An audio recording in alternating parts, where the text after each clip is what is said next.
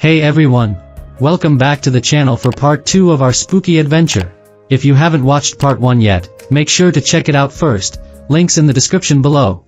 Today, things are getting even spookier as we dive deeper into Naruto's ghost story at Boruto's campfire. I will really appreciate your help in reaching 1,000 subscribers as soon as possible. If you're enjoying the video, please give it a thumbs up and subscribe for more awesome content like this. Let's get into part 2. Boruto opened his eyes and saw his desk with the magazine still open to the advertisement he wanted to show his mother. His bag was still on the floor by the window with all his ninja supplies. This was his room, just as he remembered it. Thank goodness the nightmare was over. Everything was back to normal. Boruto sat up only to find that he was taller than he should have been. He put his hands to his chest to feel his father's muscles and clothes under his palms. Boruto wailed in aggravation and fell backwards onto the bed. I'm still my old man? How long is this going to last? When will it end? It was morning. He saw the sun filling his room with light and heard birds chirping outside. Time had passed. His mother must have been home by now.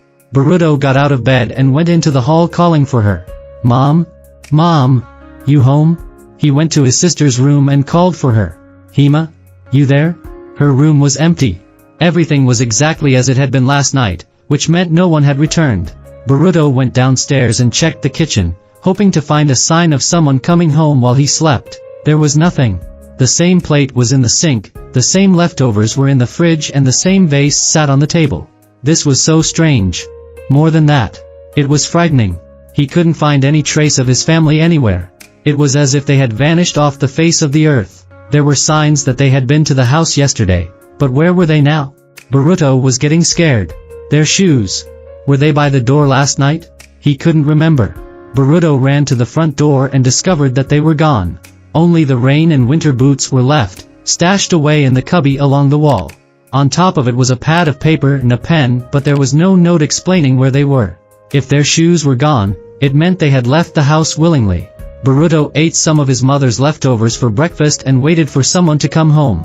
When no one did by the time he finished, Boruto left the house, hoping to try his luck again with Shikamaru. He didn't know what else to do or where to turn.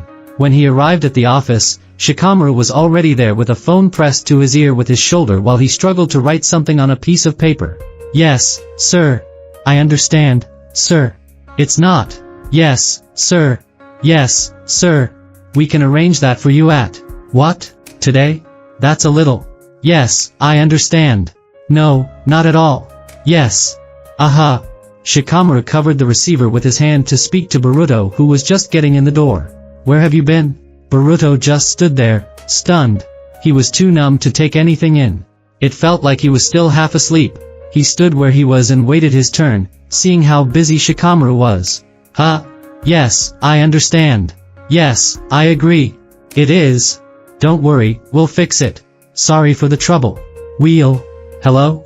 Shikamaru hung up the phone and turned to Boruto. Well, that's just great. And where have you been, Naruto? What do you mean? He asked, ignoring the fact that Shikamaru still thought he was Naruto. You're never this late coming in. I had to handle everything myself. Late? Boruto looked at the clock on the wall. It's only 9:15. Shikamaru didn't bother arguing with more pressing matters to tend to. We've got a problem. What now? Boruto moaned. The construction team is all set to work on repairing the playground, but there's no materials to work with. Didn't you sign the document yesterday? Of course, I did. You saw me. Not the one giving the people the okay to work, but the one about the supplier, Shikamaru told him. They have no supplies because the company wasn't given the order form for what was needed, and it wasn't delivered because they never got the okay from you to do it. For God's sake, can't anybody do anything on their own? Boruto said, already in a bad mood. If I gave the workers permission to work, then they can get the supplies they need. You have to inform the company supplier for that.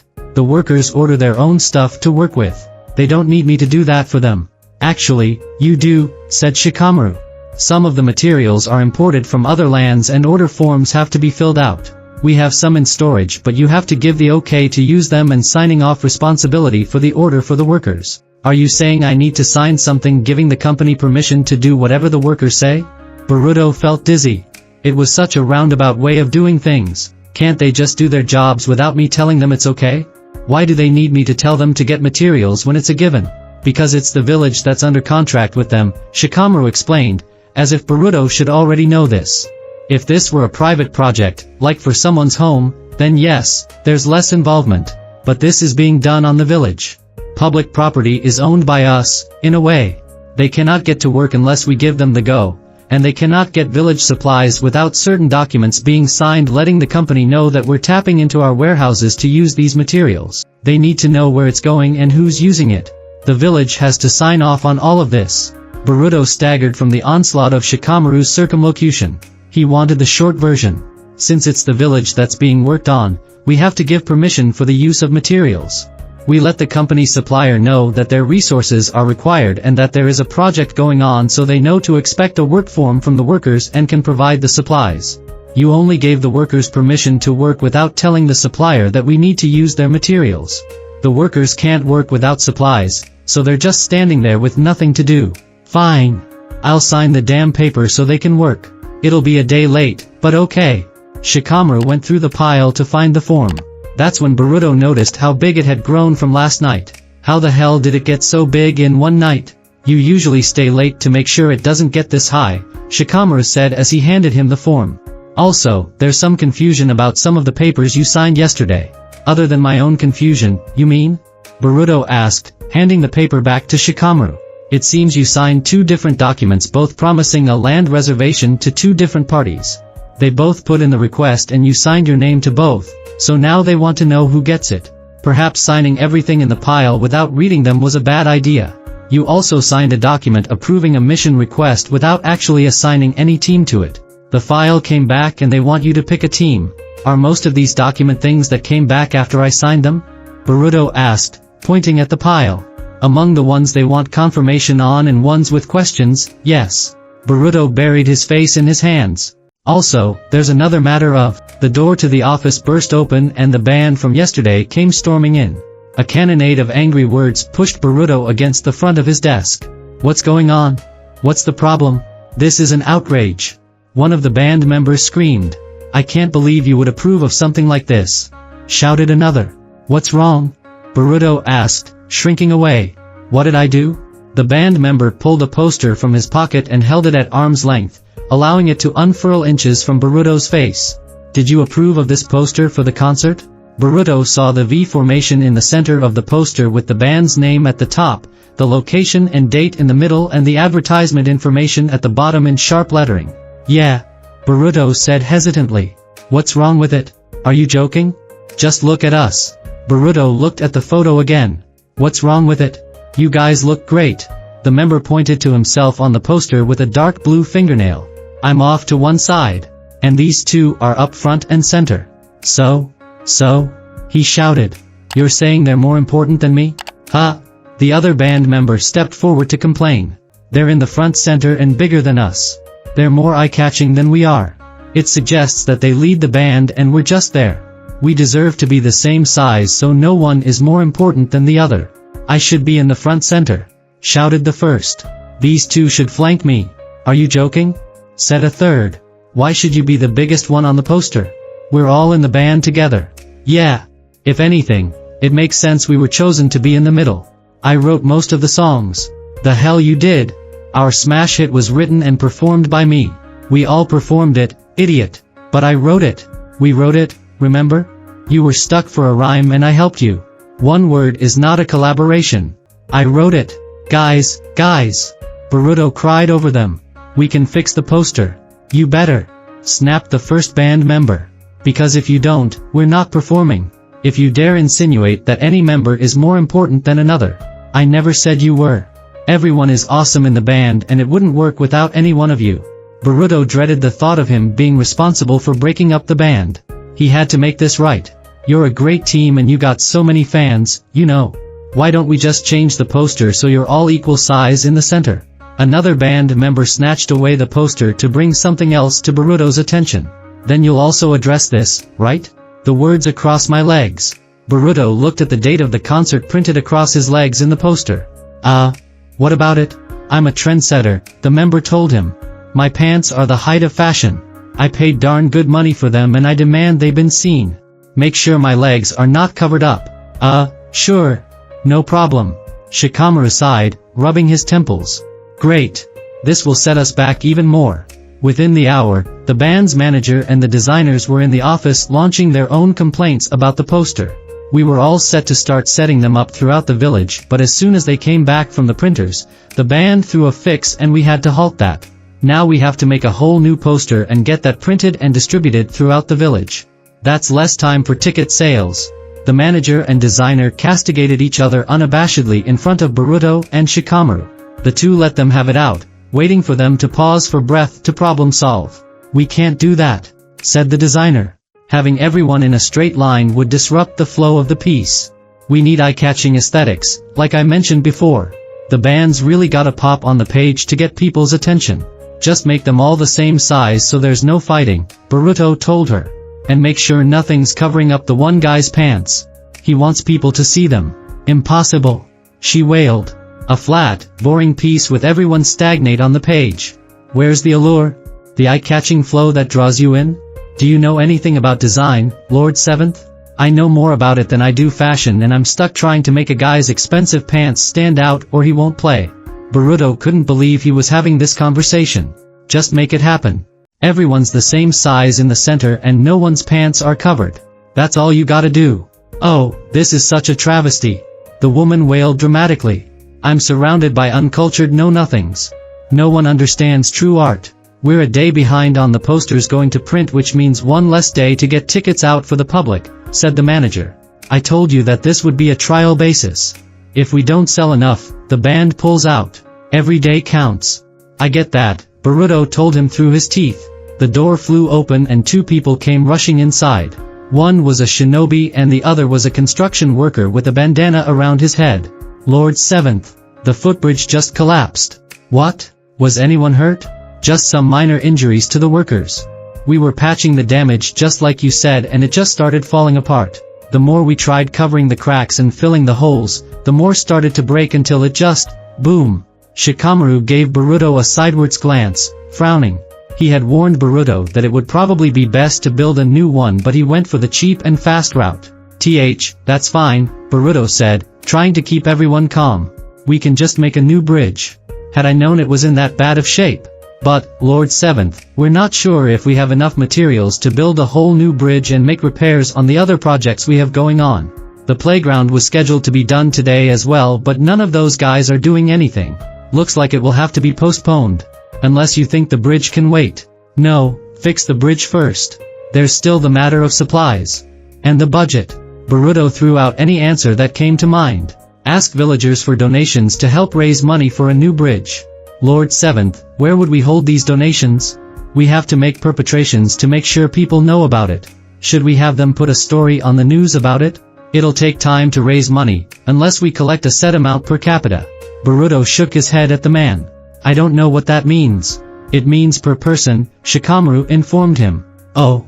Well, if it gets you the money faster. Yes, it would, Shikamaru told him out of the corner of his mouth. As would taxes, which is basically what that is. Boruto looked at him in surprise. It is? Simplified, it is. Gathering a set amount per person is the basic idea behind taxes. How else would we pay for the bridge? Asked the shinobi beside the worker. Or the playground?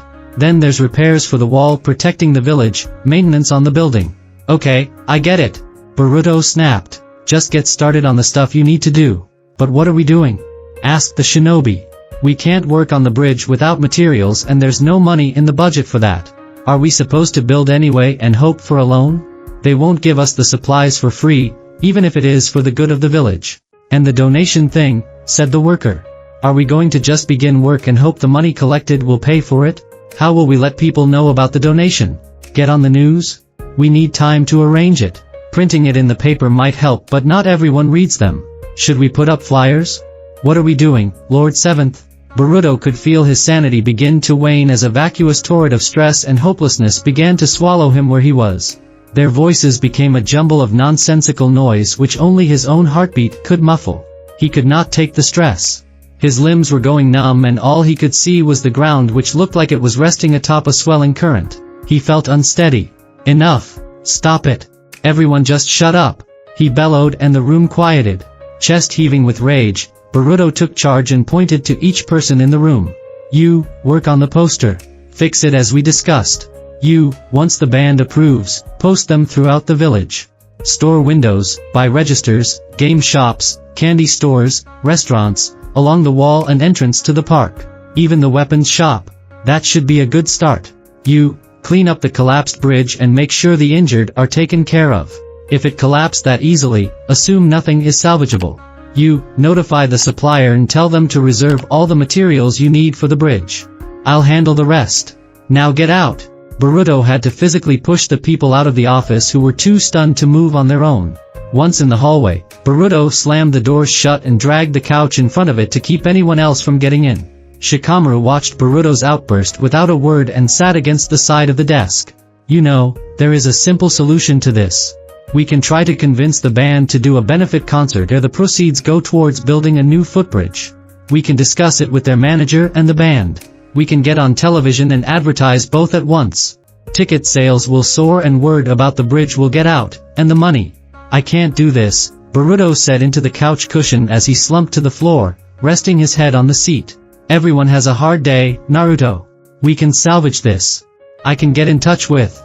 I can't do this. Boruto started to cry. I just can't.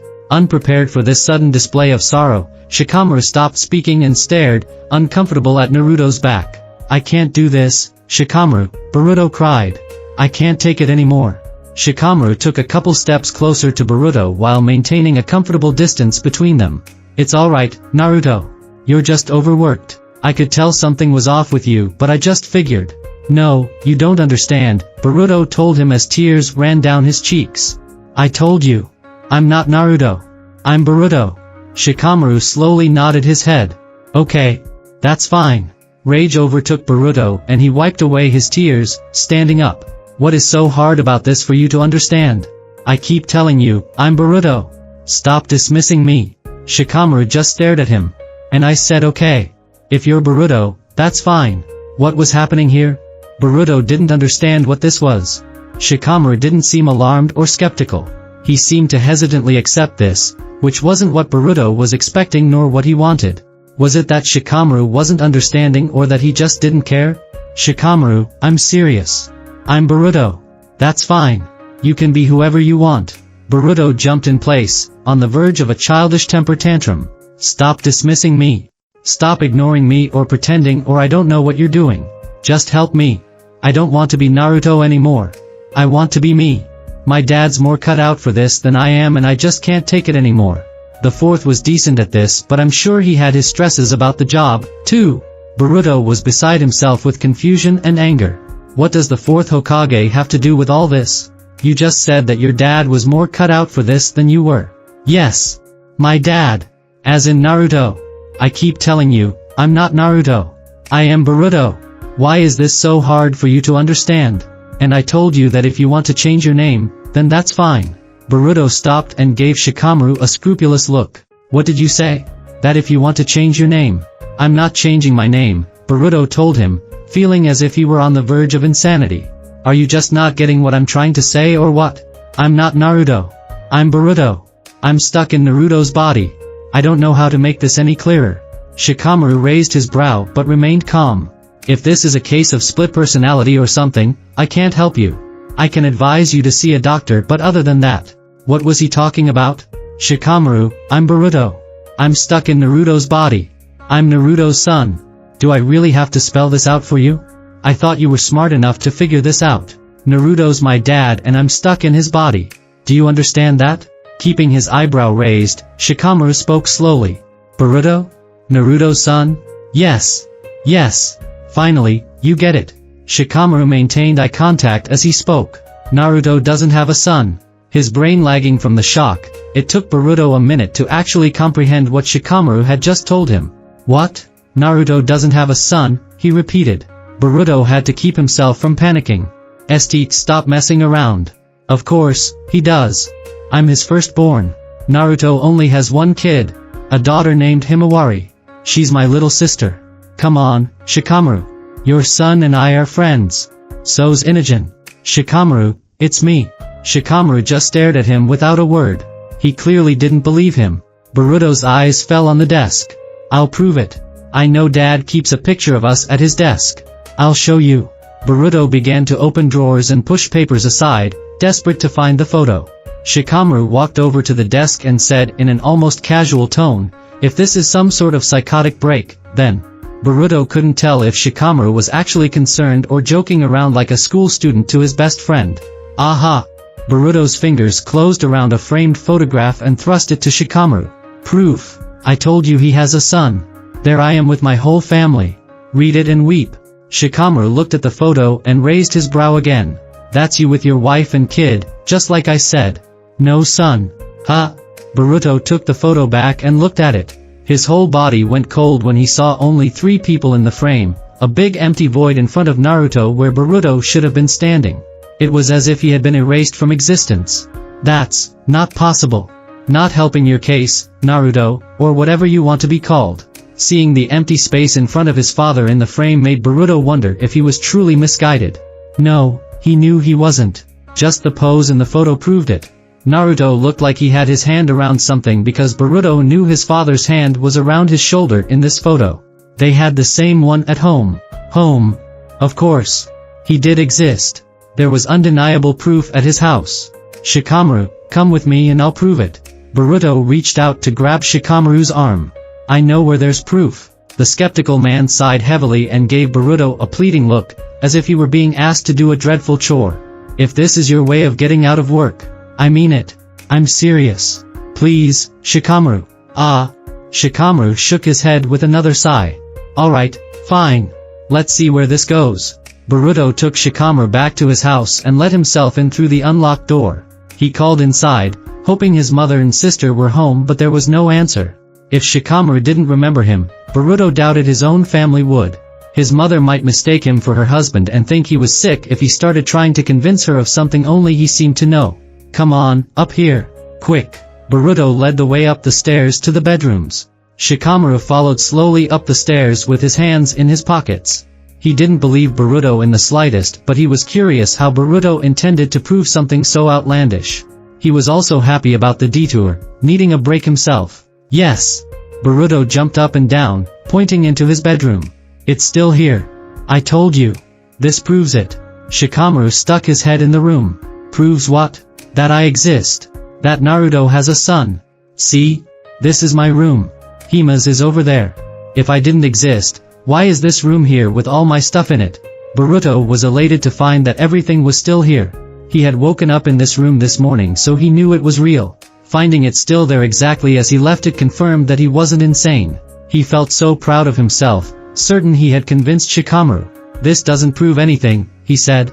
"This could just be a spare room you gave to a relative or a friend. There's nothing in here that proves who it belongs to or their relation." Boruto almost collapsed in the doorway. Shikamaru was right. The fact that the room existed was hardly proof that he existed. It could have belonged to anyone. This was his best shot and he blew it. He had no hard evidence. "Kurama," Boruto said. "Kurama spoke to me. He knew I wasn't Naruto. He said I had to find a way to change things back to normal. He knows." He could only hope this would be enough. "Can you prove that's what he said to you? Were there any witnesses?" "Well, no. It was a private conversation so no one would know about it but us. So, your only witness is a being only you can see and hear with no way to interact with outside of your head?" Boruto gulped, knowing how bad it looked. "Kinda. Even if that were the case, why would I trust the word of that tailed beast? He could be lying to you to mess with you. Could Kurama have been lying to him? For what purpose? What was to be gained?" "Switch with me," said the sinister voice in his head. "I can talk directly to him for you. Then he would have his proof. He'll get it straight from me." Boruto began hesitantly. "He says I should switch with him to talk to you. He'll let you know what's what. I'm just now sure how to." "Don't," Shikamaru warned him firmly. "This could be a trick for you to break the seal and release him. And if you think you're someone else, then I shudder to think how badly you could screw this up." There was no guarantee Shikamaru would believe anything Kurama said anyway. Was there truly no way to prove this? If no one believed him, there was no way for anyone to help him. He had to convince someone that he was really Boruto stuck in Naruto's body in order to get any help changing back. If he couldn't do that, then he really was stuck like this for the rest of his life. Boruto looked at the open magazine on his desk and wondered if there was anything to prove his existence with that. Wanting a video game wasn't going to be enough to prove he wasn't his father. His bag with his ninja supplies was still sitting under his window on the floor, but as Shikamaru pointed out, it could have belonged to a houseguest. These posters, too. His bed his mother regularly washed. Maybe some of his hairs could prove. No. He could still argue the houseguest theory. He looked into the hall, eyes wandering across the wall slowly until they landed on something that gave him hope. Shikamaru, look. Enough's enough. Can we just go back now? Just look. Boruto forcibly turned him and shoved him towards the wall. See? See what? Boruto pointed. The photo. Shikamaru looked. What about it? What do you see in it? Shikamaru looked at the photo in the frame. Nothing. Exactly, Boruto said with glee in his voice. Why would Mom frame a blank photo on the wall? Shikamaru looked at the photo again, studying it closely. There was no one in the frame.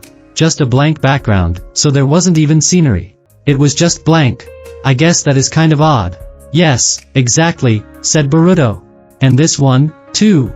Look how off balance it is. There was a picture of Himawari on the left side of the frame blowing bubbles in the grass, a large amount of empty space behind her and to the right. Boruto didn't just remember that he and his sister were in that photo together when they were little to know something was off. It was the placement of his sister in it. If it hadn't been for that designer woman going on and on about balance and flow, he wouldn't have gotten the idea to argue that something was amiss about having Himawari off-center. In other photos, too, it was as if Boruto had become invisible in all of them. It was either a blank photo or one with an unclear focal point. There were ones just of Himawari, but was always in the center of the image. All the ones with the two of them together had her in a corner or off to the side to make space for someone who should have been there.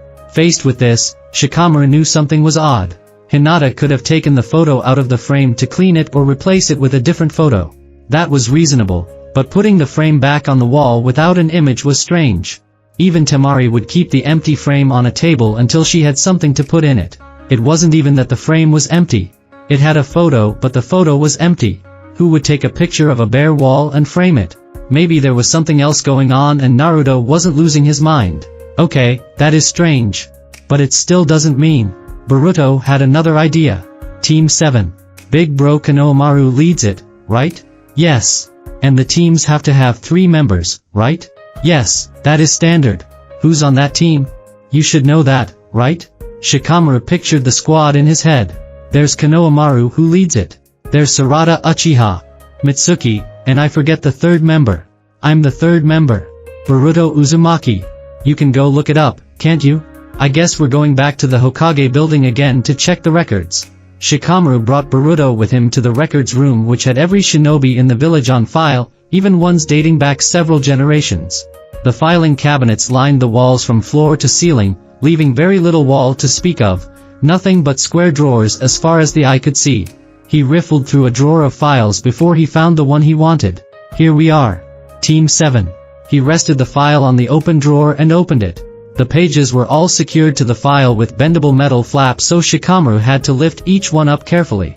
Boruto was relieved to see how it was bound together, so there was no excuse his file could have simply fallen out or gotten misplaced. He saw Konohamaru's page listing his name, specialties, test scores, past S-ranked missions and a lot of handwritten notes he couldn't read as Shikamaru turned to Sarada's page. Then a blank file between hers and Mitsuki's, which Shikamaru immediately went back to. That's weird. There was a photo mounted on the top corner of the page, but there was no one in it, just the standard background they used for every shinobi ID photo. To the side of the photo under name was a blank line. Everything on the page was empty, as if it had been erased. Nothing was listed, not even a face, though the photo was there. This blank file was treated the same way every shinobi file was treated. There's nothing here. But that can't be. Shikamaru ran his hand over the paper to see if there was some sort of trick, like invisible ink, and he could feel the pressure grooves the pen left behind. No one would put a profile in here if it were blank. And we can't have a squad with only 2 members. I told you something was going on, Boruto told him. It's like everything about me is being erased. Even my ID is blank. But it exists. It's just everything on it about me is invisible. He was right. These papers existed, but not Boruto's image or information. If he wasn't real or a figment of Naruto's imagination, this page shouldn't be here at all. Reality was trying to correct for Boruto not existing outside of Naruto. That's how it appeared. There was a Team 7, which meant there were 3 members, but the file only indicated 2. There was a bedroom with his belongings but no person to place in the room. There were framed photos documenting his experiences but no image of him actually existing. For the first time, Shikamaru was starting to believe Boruto. Okay. This is pretty irrefutable. Yes, exactly. Boruto put his hands on the open drawer to bring his face closer to Shikamaru, making sure he saw him and knew he was there. I told you I'm real. It's just that, nothing in this world will make people believe it. All proof of me existing is being erased. But only your physical self. Objects you own are still there. Anything with your name on it has vanished. Along with people's memory of you being a real person. Boruto put his hand on Shikamaru's to make sure he knew he was there. He was afraid that if he didn't physically touch another human being that he would be just a figment of someone's imagination. You gotta help me, Shikamaru. I don't want to be like this. You have to figure out how to change things back. Get me out of my dad's body and into my own so he can go back to doing what he does and I can go back to my own life. I don't even know what this is. Or how to explain it, Shikamaru told him, closing the file. If this was a jutsu, it should have worn off by now. If it's anything like Ino's jutsu, at least. But my body doesn't exist, said Boruto. What jutsu can insert someone's mind and body into another? I don't know of any. I think it'd be impossible. Transferring your mind is one thing, but mind and body? Shikamaru put the file back and closed the drawer. Boruto staggered without the drawer to lean on. If this is a new jutsu, I got nothing. And it's inconceivable of one being able to distort reality in addition to this effect. Meaning that it can't do both? A genjutsu would be able to prevent us from seeing any trace of you in images or on paper, but I tried releasing the genjutsu but it didn't work. I don't think that's what this is. Sounds like it's self-correcting. Same Kurama's voice inside Boruto's head. You can't exist as long as you're inside Naruto's body. That includes people's memory of you. So, we didn't switch places, otherwise Dad would be in my body and running around somewhere and the photos would be unchanged, said Boruto. My body just disappeared. Or it's somehow in here. All my stuff's there but nothing attaching it to me. No one knows who I am because while I'm in Naruto, I don't exist. And everything will correct to fit that, said Kurama. Then do you know what this is? Boruto asked Kurama, but he had spoken it aloud so even Shikamaru could hear and thought the question was meant for him. I told you before that I didn't. My answer hasn't changed, though my understanding of the situation has. I have no idea what could have done this, said Shikamaru at the same time Kurama was speaking in Boruto's head. And it would be troublesome to try to convince others of the situation. It'd be easier to convince them that we were both mental. If this is self-correcting or whatever, said Boruto, does that include important experiences with other people? What I mean is, if I impacted someone's life, and they're living the way they are because of me, would they still not know who I am? How could they remember the experience but not me, especially if I had a direct impact on it? Does the memory not exist or is it replaced by someone else or is it just blank like the photos? I don't know, said Shikamaru. It could be that it just never happened. But if it was a direct impact that changed a person's life, then, maybe their brain just never makes the connection. Why? Do you have something in mind? Boruto couldn't think of something where he had a direct impact on someone, just the two of them without someone else being involved. Mitsuki was very attached to him but he doubted he had that much impact on him. Was Mitsuki even the same person if he no longer remembered him? When they went to the movies, to his mind, had Mitsuki gone by himself? When he trained with his aunt to see if he had the Byakugan, did that just never happen? He couldn't think of anything he could have done for a person that had a life-altering effect on them.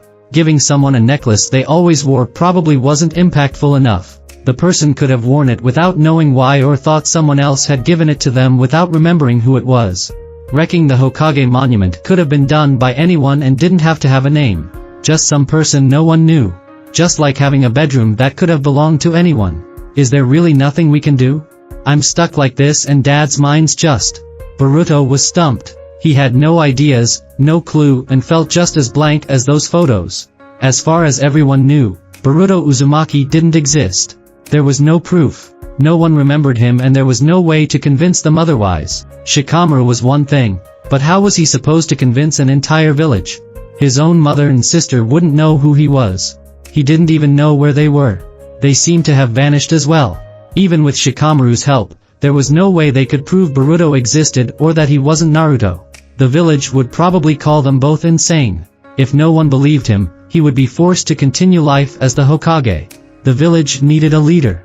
If he told people what he had been trying to convey to Shikamaru all this time, they would have assumed he was pulling a prank. The strategy Kanyashinti himself believed Boruto was merely joking. They would have dismissed his cogent claims and ordered him to resume his duties or ignored him and carried on with their day. If they took him seriously, rather than help him, they would have locked him in an asylum. Doctors would brainwash him into thinking he really was Naruto, thus, eliminating the last trace of Boruto's very existence. He wasn't qualified to be Hokage. He was already making so many mistakes. He didn't want to be Hokage. His mercurial comport made it difficult to do the job, but he could no longer use the excuse of him being a child since he no longer looked like one. Rather than claim he was incompetent, they would say it was the Hokage's solipsism and complain about that.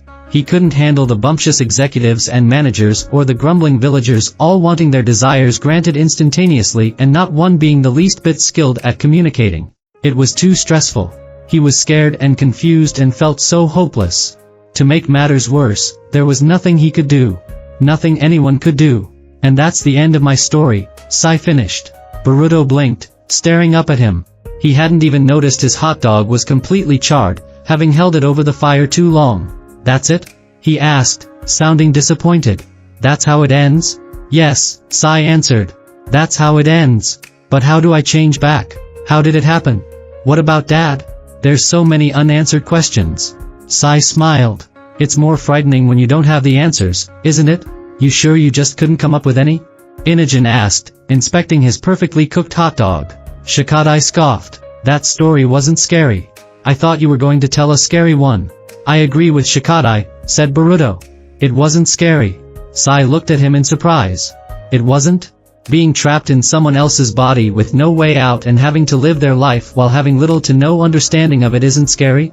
The fear of running the village into the ground isn't scary? Or having all those people upset at you and no one believing you when you try to tell them the truth? Being erased and having to live as someone else and take over their responsibilities? Boruto shrugged. As awful as that sounds, I think we have different definitions of what's scary. Sai exhaled and looked at Shikamaru. Well, I think it would be pretty frightening. Especially if nobody believed you. They still expect you to do someone else's job with no training and no clue what you're doing and knowing that if you mess up, you'd be impacting a lot of lives. I thought it was a good shot, Shikamaru told him. It is potentially scary. Just a different kind of scary. The scariest part was the fact that it didn't have an ending, said Boruto. You're just going to leave it at that with no resolution? That's the scary part, Sai argued. You're trapped in your father's body with no known way out. He doesn't come back, you don't exist and you have to live as your father for the rest of your life. I guess that is pretty scary, said Shikadai. Being trapped like that and being erased. Spooky. Sai looked pleased. Though the scariest part for me was the fact that I didn't understand some of those words you used. Yeah, said Boruto. What's solipsism? The notion that one's own thoughts are the only truth, Shikamaru defined. You see that a lot in arrogant people. Sai took a canteen from his waist and unscrewed the top. Who's next? He asked before taking a sip. He tried his hand at storytelling but it didn't seem to go over well, judging from the boy's reactions. He wanted someone else to tell a story to get some of the attention off his. Have you had enough time to think of one yet, Inogen? Shikadai asked. With his mouth full of hot dog, Inogen looked up with uncertain eyes. Well, I'm still thinking. Okay. Then who wants to go? Boruto looked at Shikadai. How about you? Me? I don't really have one. Not yet. Then think of one. And make it scary. Enlighten me, said Sai. What is your definition of a scary story? Maybe if we knew, we could come up with one to your liking. It's gotta have things like monsters or zombies or weapon-wielding lunatics. Or ghosts, added Shikadai. Yeah, or ghosts. Ghost stories are very popular for campfire stories. Monsters? Zombies? Sai raised his brow. Aren't those the same? No. The three boys said at once. Alright, Sai said, raising his hands in a placating gesture. Shikadai smirked. Well, he said slowly, rotating a hot dog over the fire. I do have one story. A ghost story. Based on a real mission from years ago. Is it about you? Boruto asked, thinking Shikadai was going to make himself the main character of his tale. Shikadai glared defensively at him. No. He looked at the hot dog roasting over the fire pit. It's a mission my dad went on years ago. Shikamaru raised his brow. Oh, yeah, he said. That one. Shikamaru nodded his head up and down slowly in understanding. Oh, that one. Boruto looked from father to son. What? What one? What? Go ahead and tell the story, Shikamaru said with a smile. I think it'll be Prefect. Alright, said Shikadai, pulling his hot dog away from the flames so he could tell the tale and not have it burn. This story's about a lost treasure that takes place at a haunted castle. Shikamaru and his team looked up at the old castle towering over them at the top of a hill. Thick vines hugged the stone surface and, based on the building's condition, was the only thing holding it together. What a dump, said Ino. This place is really a hotel? Who would come here? Besides us? Choji asked, finishing his last potato chip. This place has a historical background, explained Shikamaru. It was once home to a royal family and was converted to a hotel years ago after it's been sitting empty and no heir claimed it. What happened to the family? Asked Choji. Some sort of attack wiped them out. Shikamaru stepped forward towards the main door. I'm sure we'll hear the whole tale when we get inside. The history makes this place a tourist attraction. The interior was furnished with old chairs and tables, giving it an historic feel the second they walked in. Even the red rug, though new, was an old design. The front desk was made of polished wood which only enhanced its aged look and feel.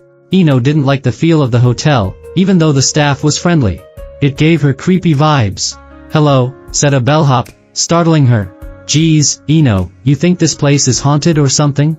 Choji asked, seeing how jumpy she was. Oh, but it is, said the manager at the front desk. The legend of this hotel is an important part of this land's history. The tragic tale of the royal couple who had to flee in the night to escape a terrible raid on their home. Ino's skin crawled, the sinister tone in the man's voice creeping her out even more. Oh ho ho, said Choji, quite entertained. A local legend, huh? And at a haunted hotel? How cliché but awesome. Not awesome, Ino scolded. I'm not staying at a haunted hotel. Come on, said Choji with a smile on his face. Haunted hotels are easy to come by and very popular. People stay in them for fun. Fun? Those people are insane. Ino rubbed her exposed arms, her skin still crawling. What's this legend? Shikamaru asked the older gentleman behind the desk. Don't ask him that. Ino snapped, wanting to sleep that night. I wanna know, said Choji, taking out another bag of chips, treating it like dinner and a show. The manager gestured to a painting mounted on the wall beside the front desk. It's a rich history, but I'll just tell you the tale of the royal family that used to live in this castle many, many years ago. Please don't, Ino moaned, though she was also a little bit curious. The royal family had a daughter and when she came of age, they hoped she would wed another member of royalty. However, she had been in a secret romantic relationship with a man from the town and had married in secret. When the town found out, they were furious because the man's family was not well liked in the community. They came in the night to lay siege to the castle. The royal family must have gotten word of their plans because they had fled the castle before they arrived. Leaving their home and treasure behind, the family fled in haste but the mob caught them and wiped them all out. Legend has it that they haunt this castle, guarding the treasure they left behind. Treasure? Choji and Ino asked at once. Can't have a royal family without treasure, said the man.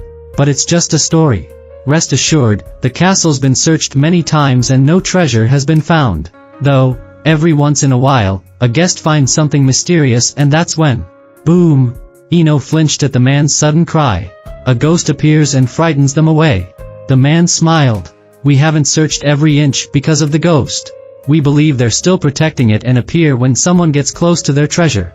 The staff leaves well enough alone, but that doesn't stop some guests from trying to find it themselves. I won't stop you because there's no need. The ghosts will. The bellhop moaned eerily with his fingers clawing the air around Ino's head. Ino smacked him in more annoyance than fear and the bellhop backed off, holding his throbbing shoulder with a whimper. Shikamaru said flatly. Well, 3 to check in, please. The bellhop took what little luggage they had up the carpeted staircase towards their rooms. Ino was getting a private room while Shikamaru and Choji would share, something Ino was already having second thoughts about. The manager was very insistent, saying they had more than enough rooms to accommodate them and that it was improper for a young lady not to have her own room when traveling with boys. Ino eyed the paintings on the wall nervously, staying so close to Choji that she almost stepped on his ankles. Some of the paintings were creeping her out. All the stoic faces of people she didn't know watching her as she passed by. Even the dreary scenic paintings had an eerie feel to them. A painting of a farm done in faded autumn colors looked like a foggy landscape waiting to swallow them up. Anything could be hiding in the aged canvas, just waiting for her to turn away so a hand could reach out and grab her from behind. For this reason, she didn't turn her back to it. Their footsteps hardly made a sound on the smooth carpet. The wood walls of the corridor felt thick, making their path feel narrow and making them wonder if the individual rooms were soundproof as a result. Here we are. The bellhop put down their luggage to open the first door with a silver key. The ladies' suite and the gentlemen's are right across the hall adjacent. We're not next to each other? Ino asked, looking worried. It's just across the hall from each other, said the bellhop. You'll find it's better that way in case they snore. Not that you'd hear it with walls this thick. Ino should be used to it by now, said Choji, knowing he snored. Sorry to say that these rooms don't have their own bathrooms, but there's one at the end of the hall here on your right. The bellhop gestured with his arm towards the door marked, restroom, in metal letters. If there's anything you should need, there's usually someone at the front desk at all hours of the day and night. I'm on the clock until 2 in the morning, so I'll be happy to assist you until then. Anything else you need? No, thanks, we're good, said Shikamaru, answering for his team. There's free breakfast in the morning from 6 to 9 in the dining hall to the left of the main desk. Follow the signs. Thank you, said Choji appreciatively. The bellhop retreated down the stairs and Ino looked at the boys with her hands on her hips. Well, what are you standing around for? Get in the room. I don't want to be out in this creepy hall. She shoved them into the room, not giving them a choice. Your room is that way, Choji reminded her. I know that. Ino closed the door and locked it and listened to make sure there was no one walking around on the other side. This place gives me the creeps.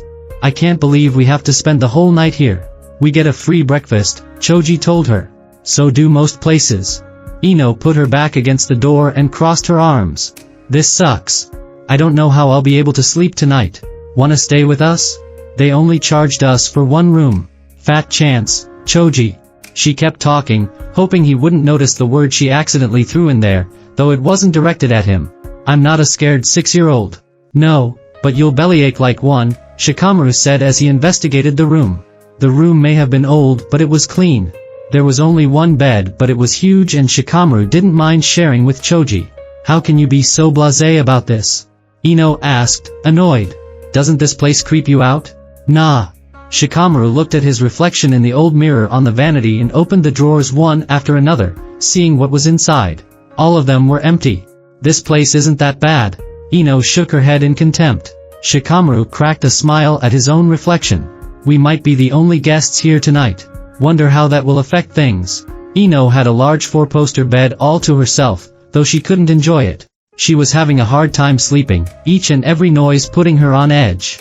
The windows were closed, but the curtains would rustle occasionally. Creaks and thumps would have her sitting up in bed looking around, but there was never anything there. Fed up with the feeling, Ino left her room to complain to the manager. She planned on letting him know about the draft in her room and the strange noises and hoped to get some kind of compensation.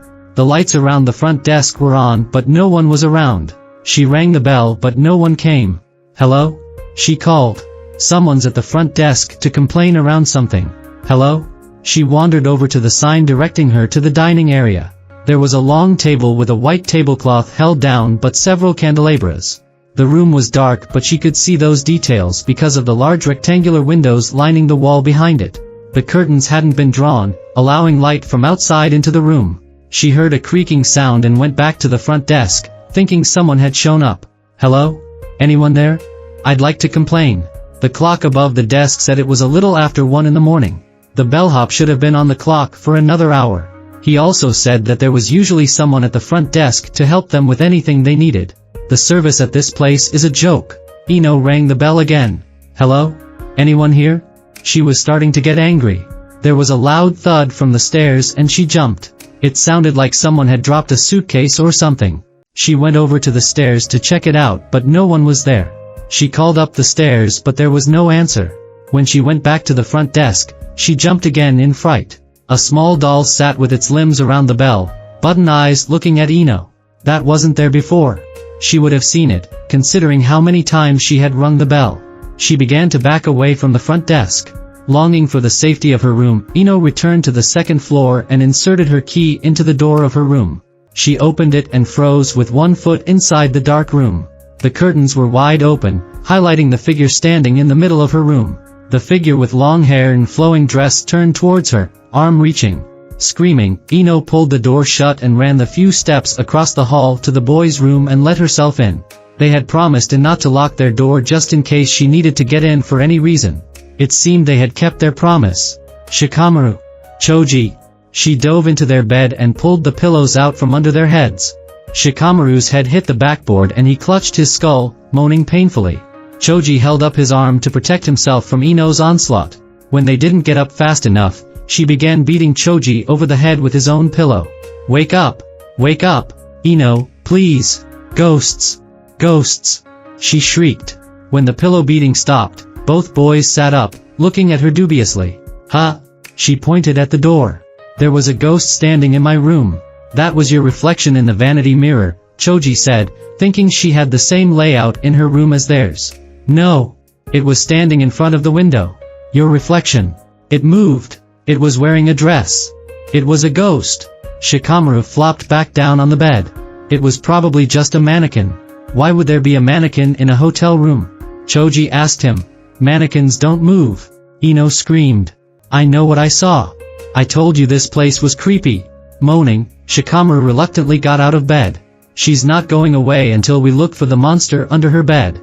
I'm serious. Ino threw the pillow at him, even though he was doing what she wanted. They went back across the hall to Ino's room and turned on the lights. The curtains were open, as she described, but there was no one in the room. I swear it was right here. Ino stomped her foot on the spot where it had stood. I caught a glimpse of it, but it had long hair and a dress. It was mostly an outline, but I know what I saw. Choji rubbed his eyes. You sure it wasn't a trick of the light? Or the dark, in this case? I mean, you admitted you didn't have the lights on. The shadows could. Ino snarled at them. It was right here. I'm telling you. It moved and everything. Shikamaru looked around the room slowly. He checked the windows to make sure they were locked, and they were. He pulled the curtains shut and looked to see if anything changed in the room. He looked behind Ino's bed and behind the vanity. All the while, Ino told them everything she had witnessed. And then there was this doll just sitting there. It wasn't there before, and then it was. Then I came back up here and opened the door, and there it was. I'm telling you. Maybe you went into someone else's room by mistake, Choji suggested. I did not. Ino pointed. I ran directly across the hall to your room. And I had to open the door with my key, which worked. It wasn't someone else's room. And you think it was a ghost because how else could someone get in if the door was locked and you had the key? Exactly. The staff would have a key, but no one was down there because the service is terrible. No, they're doing their job, said Shikamaru, coming to sit on the foot of Ino's bed. What's that supposed to mean? Shikamaru smirked. I wasn't worried the second we got here because I already understood how this place works. Meaning what exactly? You guys heard the tale, right? About the couple who fled in the night leaving their treasure behind in the castle? What about it? Asked Ino. This place got turned into a hotel years ago and it's still standing. I get the castle still being here if it's a historical landmark, but the hotel being in business? How is that? Take a look around. The castle is in the middle of nowhere surrounded by a forest. We had to cross a bridge to get here from town. There's nothing that would make tourists flock here aside from the old stories. Stories that tell of a treasure and ghosts. What is your point? Ino asked him. If there really was a treasure, the people who opened this hotel would have used it and wouldn't need to keep this hotel open. But that wouldn't stop treasure hunters from coming. The manager said this place had already been searched, so I doubt there even is one, and if there were, it's long gone by now. Probably collected for taxes or in a museum. So how would this place make any money? What's drawing people here? Treasure is a nice allure, but there's something else that sparks interest. Choji nodded. Oh, I get it. Shikamaru nodded back with a smile. A good ghost story. People come here to see if the tales are true. People love a good ghost story and would love to pay a visit to such a place. Those people are nuts, said Ino.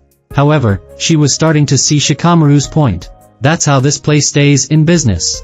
They made up the whole haunted hotel thing to bring in tourists when the tales weren't enough. Now that the place has a reputation, there's something to attract tourists. But making up tales isn't enough. You need proof. Or what looks like proof. Ino frowned. You're saying there was no one at the front desk because they were off playing Hotel Ghost? Well, you did see one in your room after you left it, and when there was no one at the front desk. The staff would also have keys to every room in the hotel. I bet they've been scaring hotel guests to bring in more customers who hear the tale. Shikamaru stood up. They're probably running around the hotel now getting your money's worth. We don't even know how much of the story is true. They could have embellished to make it a better ghost story and run with it. Ino watched Shikamaru head for the door. Whether the ghosts are real or not, there's no way I'm staying here. I can hang here for a bit to see if someone shows up, offered Choji. Do what you want, but I need to use the bathroom. Shikamaru opened the door and went into the hall. Ino frowned at the ceiling and walls. I know they had a key, but I don't buy it. Still think it was ghosts? Choji asked. Ino started to look behind the furniture. Hard to say. Help me check something out. See if there's another way in here. Shikamaru yawned on his way back from the bathroom. He couldn't believe Ino had woken him up for this. He hoped he would be able to get back to sleep. He saw something at the end of the hall. It looked like a girl. Maybe it was the hotel staff member who had dressed up to scare Ino in her room. He decided to follow them. As he got closer, he realized the girl was a lot smaller than she appeared from further away. This was a child. He briefly wondered if this was the daughter of a hotel guest, but when he got a good look at her outfit, he knew that was unlikely. Her clothes were old, dating back several decades. She must have been working at the hotel, too. Or the child of one of the workers and got roped into this charade. She ran from Shikamaru when he got close and hid in the shadows of a different hall. It's okay, he said. I'm not going to hurt you. The girl stayed hidden. You lost? Need help? The girl peered at him cautiously. If you need help, I'll help you. Can you tell me your name? The girl stepped towards him but kept her distance. Greta. Your name's Greta? That's a nice name. Can you tell me what you're doing out here in the middle of the night? Greta gripped the folds of her dress as she spoke, clearly a nervous habit. I heard a scream and lots of yelling. Sounded like fighting. Shikamaru chuckled and crouched down to be at the child's level. Nah, that was my friend. She thought she saw something in her room, but we told her it was a trick. Any suspicions of this girl being the one in Ino's room were long gone after Shikamaru assessed the child's height and hair length. It couldn't possibly be her. Say, said Shikamaru, you wouldn't happen to have a doll, would you? My friend said she saw one at the front desk. Is it yours? Greta shook her head. No. I don't go down there. I'm not supposed to go on the first floor. I see. Shikamaru stood up. Well, do you need me to walk you to your room? It's late and we should both be sleeping. Greta gave him a concerned look. Are you a treasure hunter? Nah, Shikamaru replied. I don't care about all that stuff. Gold would just weigh me down and it'd be too troublesome to carry. People wander the halls at night looking for treasure. I'm not one of them. I just needed a place to sleep. I'll leave in the morning with my friends. Greta turned her body slightly as if to lead him somewhere. Before you do, could you please help me? Shikamaru figured this little girl needed an escort to her room and agreed. Sure, what do you need? Come with me. Greta moved quickly down the hall. Shikamaru managed to keep up without having to run, disappearing into the dark hallway. She took him down another corridor and over to a pedestal supporting a small statue. She asked Shikamaru to move the heavy perch a few inches to the side, which he did. It took considerable effort to move the heavy items which he knew the girl would never be able to do herself. Once they were set aside, the girl pushed against the planks below the wallpaper with all her might. Shikamaru pushed with her and the wall opened inward, revealing a secret passage just big enough to crawl through. I see, remarked Shikamaru with a smirk. I figured there had to be something like this in the building. Come on, she urged. I know all the ins and outs of this place. I'll show you the way. Shikamaru followed the girl, closing the hidden door as he did. He knew there must have been multiple hidden passages and doors, so he wasn't worried when he shut the door. It was likely that one of these passages led to Ino's room. Ino's hand gave way under a board along the wall and she gave a cry of triumph. Aha! What is it? Choji asked, turning. Ino pushed the board into the wall, revealing a handle. When pulled, part of the wall opened up leading to a narrow crawlspace. She slid inside and moved behind her vanity where she discovered a peephole just above the mirror which had a perfect view of her bed. I knew it. Cool, said Choji, seeing the crawlspace. Does it lead anywhere else? Hey, look. It keeps going that way. Ino continued in the direction Choji was pointing and found another hidden door in the wall. When opened, It led to the room right next to hers. So that's why they didn't want us to have our rooms right next to each other. The guy must have gone into this one to use the hidden door which led to your room. That's also probably how they left your room without anyone noticing. They just went into this one so when you came back to yours it would be empty. And using that peephole to spy on me. I feel so violated. Ino clicked her tongue in anger. The weird noises I heard was probably a worker thumping around in the wall. Explains the rustling curtain, too. Probably kicked up a draft moving around. Heh, said Choji. Looks like Shikamaru was right. This place is just a lot of smoke and mirrors. Ino put her hands on her hips. Well, I'm not letting them get away with it that easy. Is it really that bad? Choji asked her. I mean, the people did pay to stay at a supposedly haunted hotel. Is it so wrong that they made it into what people were expecting? Themed hotels and gimmicks are one thing, but I wasn't amused. Besides, Ino whirled around with her fist clenched. Nobody spies on me and gets away with it. If that perv saw me change clothes, I'll kill him. Shikamaru crawled deeper and deeper into the narrow crevasses behind the walls, following the girl who scaled them easily, as nimble and confident as any child her age. It's just up this way, she told him, urging him on. Shikamaru was having a hard time fitting through some of these passages, especially the ones going up to a different floor. He wondered if this space was meant to be used for travel, but supposed if the passages were too big, people would suspect there was something in the walls. Climbing the box-like steps, Shikamaru came to an area with a low ceiling and no child. Greta? He called but she didn't answer. Greta? It seemed he lost sight of her. He felt his way over to a shallow nook riddled with cobwebs and old pipes. He was careful not to brush against the nails sticking out of the wall, but he did feel the area above his head and found a latch. Turning it, the trapdoor above him swung upward and he stuck his head into an old storage room. Old boxes and antiques covered in stained sheets and dust and more cobwebs. The hinges of the trapdoor creaked as he opened it further to allow himself room to get out. He closed it and looked around the dark room which only had one narrow path with which to maneuver around all the objects collecting dust. This stuff used to be in the main area before the staff moved it up here. Shikamaru flinched slightly, hearing Greta's voice from behind some of the tarps. Put it in storage when they made the place into a hotel, huh? Aha. Greta bounced to the only window in the room and pointed. That's where we're going. Shikamaru slid over to the window and saw the vine-encrusted tower of the castle. It was close to where they were now, but there was no easy way to get there. Looking down, Shikamaru saw the roof of the catwalk connecting this part of the building to the tower, but it was narrow and falling apart. He could see patches of stone and wood from where shingles were missing and, in some cases, where chunks of building were missing entirely. Even with his jutsu, it wouldn't be safe to cross. There a secret path to the tower? Shikamaru asked Greta. No, there isn't, she told him.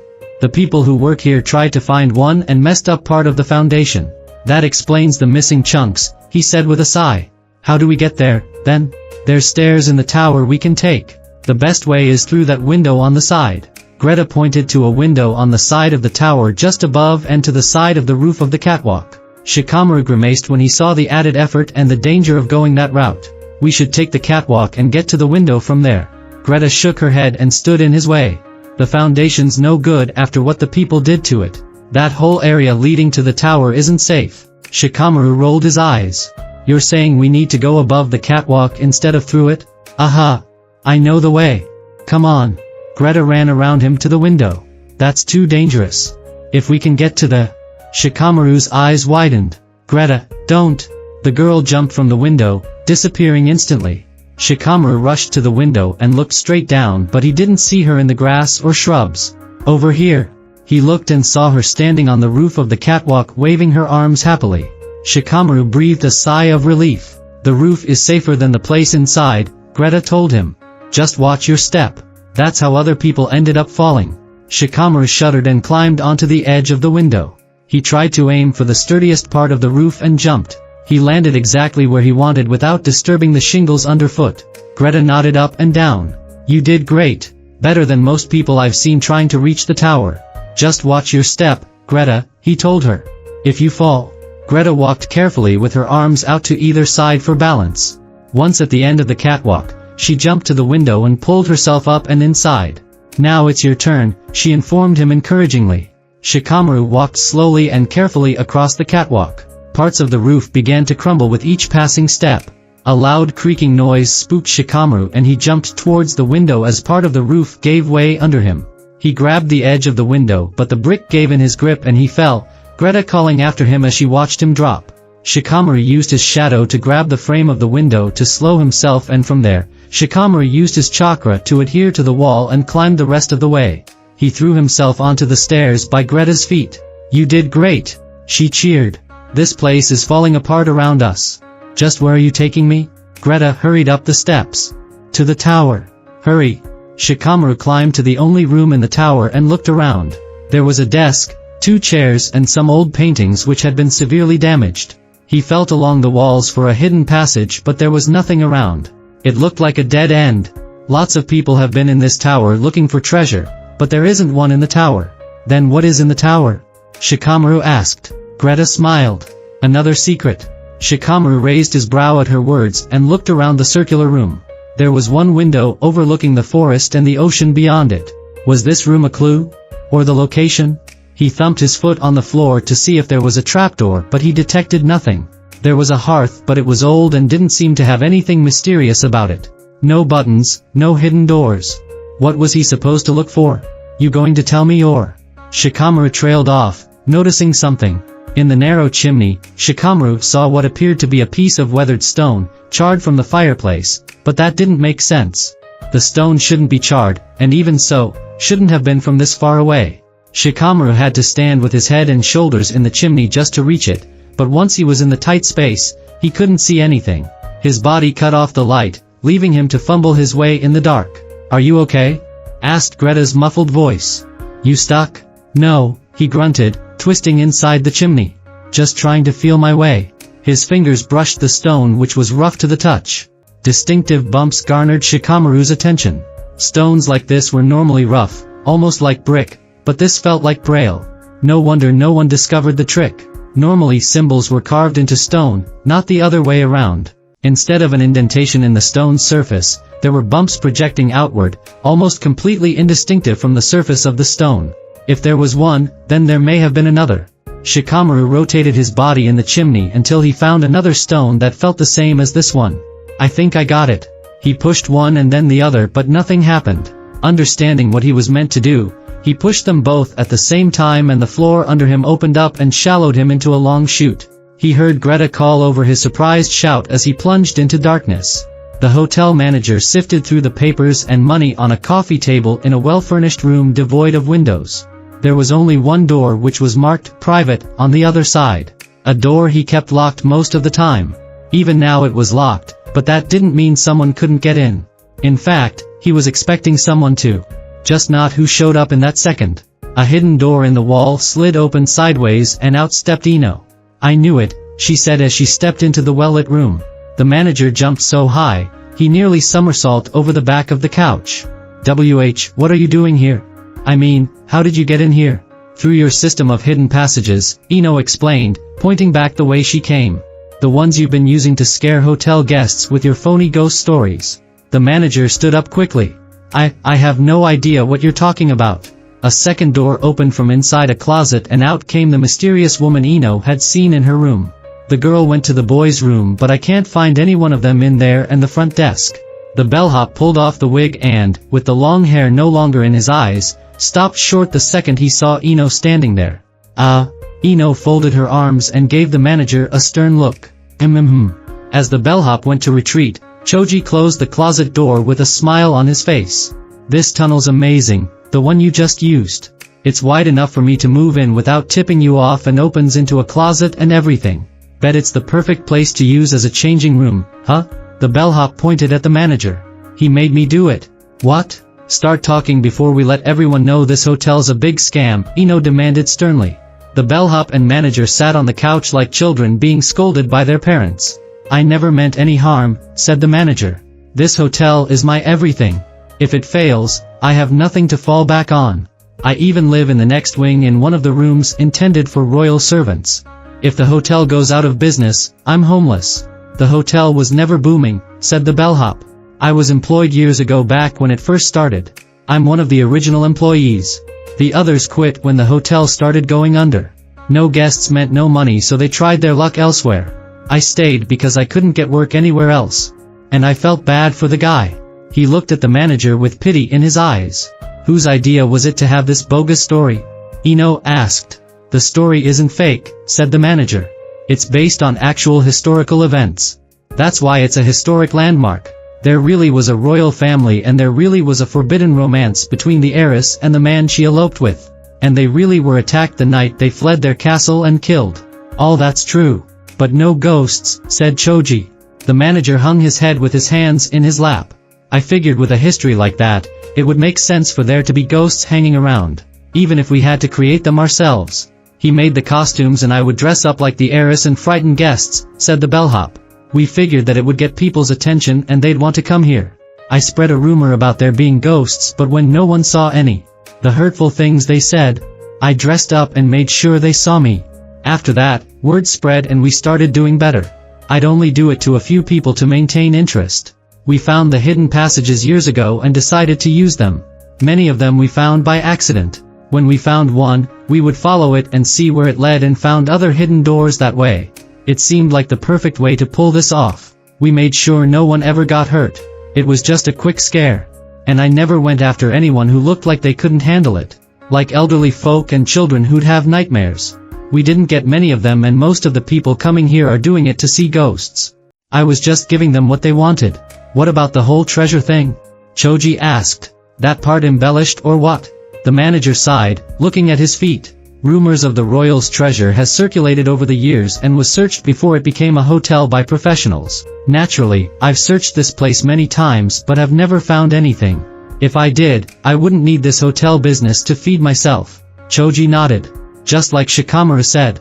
Some people got carried away, thinking it was in that old tower, but they found nothing and the foundation's almost shot so it isn't safe to go there anymore. I've made professionals use ropes and ladders to climb it but there's nothing there. The manager slumped sadly in his seat. Someone must have made up the rumor the same way we did with the ghost. I don't think there's any treasure here. Shikamaru slid hard into a wall and landed on his back. The sheer drop had curved into a slide, guiding him sideways and easing his fall. He stood brushing himself off and looked around. He could hear a faint roaring sound, telling him there was water nearby. He found a door and walked through it. It was old and the hinges were rusted. If it had been locked, there was nothing keeping it shut anymore.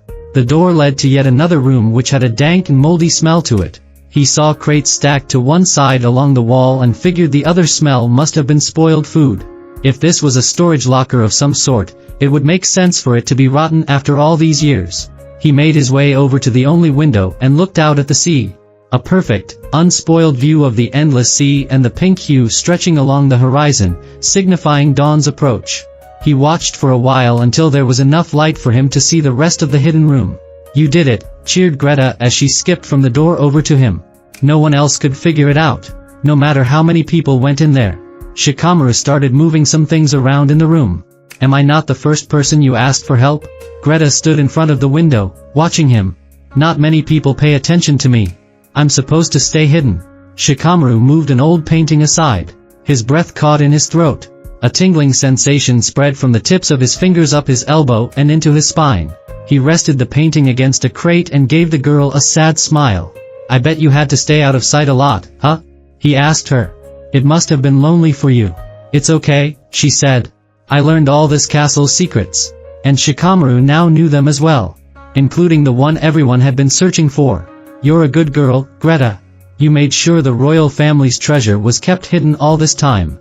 Mom told me that someone would come looking for me. That I had to stay here until they did. Someone who wanted to help me and not hurt me. Shikamaru nodded. Yeah, he said softly. Your mom really loves you, Greta. She smiled at him. The royal treasure was found, so you don't have to stay here anymore. You did well. Go be with your family, Shikamaru told her quietly.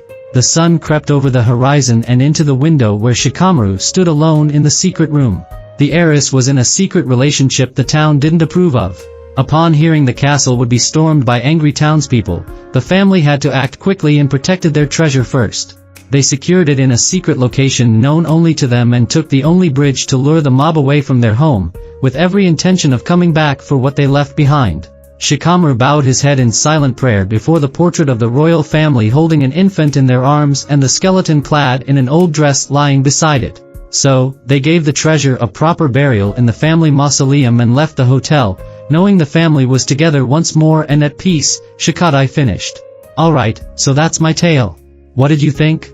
Inogen sniffled and rubbed his nose on the back of his hand. Are you crying? Boruto asked him, a little shocked. No. Inogen said defensively. My nose is running because my hot dog's too hot. He looked at his teammate. But that was actually kind of a sad, touching story, Shikadai. What gives? Yeah, who knew you were so sensitive? Boruto teased. Shikadai looked annoyed. I gave you a ghost story. What do you want? He's right, said Sai. There was a ghost in it. But it wasn't really a scary one. Yeah, it had some scary things in it, but overall, it was. How do I put it? Boruto wondered aloud. It was based on a real mission my dad went on, so if you have a problem with it, take it up with him. Shikadai lowered his hot dog over the flames now that he was done telling the story. Really, Shikamaru? Boruto asked, wondering if any of this could have been true. Shikamaru looked off to the side. I'm not at liberty to say. It's made up, isn't it? Boruto asked straight-faced. Of course, it was, Shikadai admitted. Sheesh. How would I know what went on? He doesn't tell me his missions. Too troublesome. Shikamaru chuckled. That ghost story was made up, but I thought it was good. Touching at the end. I think you depicted me well. Ah, shut up, Shikadai muttered in embarrassment. Have you had enough time now? Boruto asked, slumping so dramatically, his knuckles scraped the ground. Come on, Inogen. You're the last one. Inogen looked flustered. Well my dad hasn't. I told the one about Boruto switching places with the Hokage. Remember? It was so boring, I think I forgot. Sighs I twitched. I see. But you can redeem yourself. Inogen cheerfully patted his dad's knee. Why don't you tell another one? Oh, no, Boruto protested. You've had plenty of time to think of a story and everyone else went. You tell one now. But we don't care if it's story of the year or the greatest one of all time. Just tell one. It doesn't have to be good. Judging from your critics, it kind of has to be, commented Sai. Sai. Dad. What? He asked with a forced grin. You've complained about every story so far. You're probably making Inogen nervous. Dad, he moaned. It's part of the fun. Don't take it seriously, Boruto told him. We're not going to yell at him if it sucks. It can't be any worse than the one my dad told, said Shikadai before taking a bite out of his hot dog. Shikamaru shot him a look. Hey, what was wrong with mine? Wasn't scary. Sasuke as a fairy isn't scary? Shikamaru scoffed. Guess you had to be there. Admit it. You weren't even trying when you told that tale. It was short and to the point. I put more effort into mine. Shikadai took another bite of hot dog. At least mine had ghost in it. Even if it was made up. Shikadai's was probably the scariest one and it wasn't even. Inogen sighed loudly. Pressure's on, guys. I gotta make sure mine's good. Think of it as a practice one, said Boruto. You can always try again later. The night is young. Shikamaru yawned loudly. Speak for yourself. You can't turn in now, old man, Shikadai teased. First one out gets his face drawn on. Inogen brought the ink. What he should have brought was a story, said Boruto. Any story. I'd settle for a fairy tale at this point. I just want to hear you tell one, you know. Inogen finally gave in to the peer pressure. Okay, fine. But I'm telling you, it's not very good. Just tell one. Fine. Inogen adjusted himself into a better sitting position. This one's about a haunted painting. There's a million of those, complained Boruto. You want a story or not? Shikadai hissed. Okay, yeah, just make it good. Inogen shrank a little. Anything you tell is going to be good. No pressure. Just tell it. Go on. Boruto sat with his legs folded under him. Go on. The expectant if not encouraging look on Boruto's face did little to boost Inogen's confidence. Well, anyway. It takes place in a village a lot like ours. In fact, it kind of is. There was a loud thump as a box was placed onto the counter between the worker and the shinobi. I gotta tell you, the original owners were adamant that this thing not be put in a museum. Don't know why. They've had public viewings before. Transporting this thing be a pain in the ass if it weren't for you guys. You really need an escort for this thing? Naruto asked. It's a freaking box. It's what's inside that counts, Sai told him with his usual smile. Haven't you heard that? Naruto snarled at him in response. It's just a painting, said the worker. It's going to your village anyway, so it makes sense for you lot to be the courier. I guess that's true, said Naruto.